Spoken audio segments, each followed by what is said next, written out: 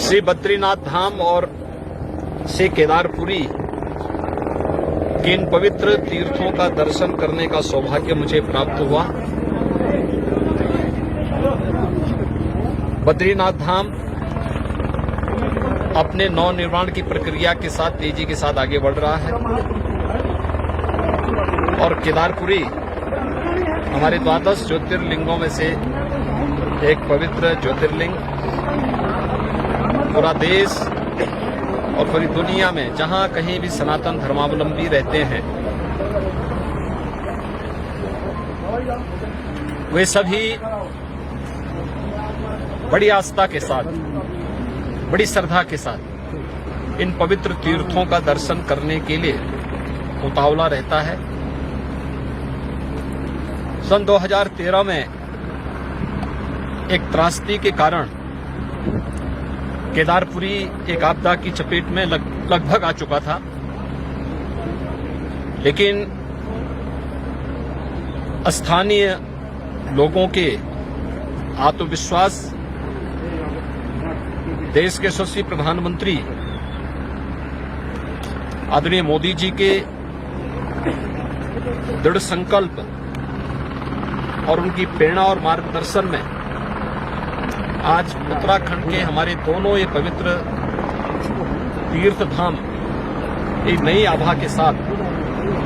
नए भारत की एक नई तस्वीर को प्रस्तुत कर रहे हैं। विरासत के प्रति सम्मान का भाव यही है। किस पवित्र भावना के साथ लाखों की संख्या में श्रद्धालु इन पवित्र तीर्थों में आ रहा है, वह हम सब के लिए एक नई प्रेरणा भी है और एक नए भविष्य की ओर हम सबका ध्यान आकर्षित भी करती है। स्वाभाविक रूप से समयबद्ध ढंग से मानक की गुणवत्ता को बनाए रखते हुए जिस तत्परता के साथ यहाँ पे कार्य चल रहा है, प्रधानमंत्री मोदी जी के प्रति उत्तराखंड के माननीय मुख्यमंत्री जी और उनकी पूरी टीम के प्रति मैं हृदय से आभार व्यक्त करता हूं, उन्हें धन्यवाद देता हूं।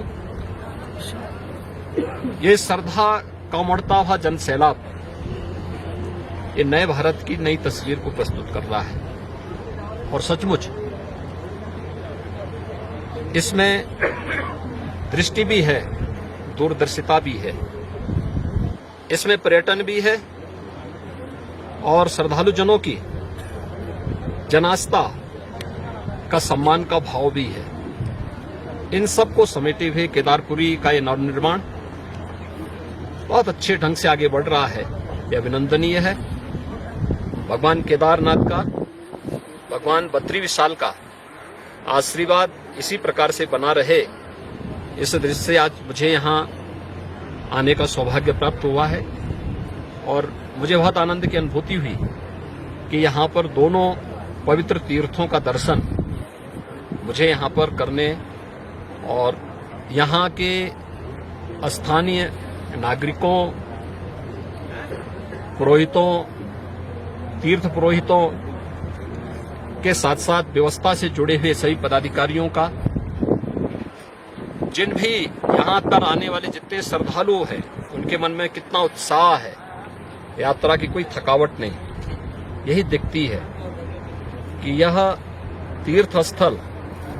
आस्था के साथ साथ राष्ट्रीय एकात्मता के भी आधार है। सुदूर दक्षिण से भी, पूरब से भी, पश्चिम से भी, पूरे देश के अलग अलग कोनों से आए हुए श्रद्धालुजन हमारी राष्ट्रीय एकात्मता का नया दर्शन भी कराते हैं। मैं उत्तराखंड सरकार को इस सुविधा के लिए हृदय से धन्यवाद देता हूं।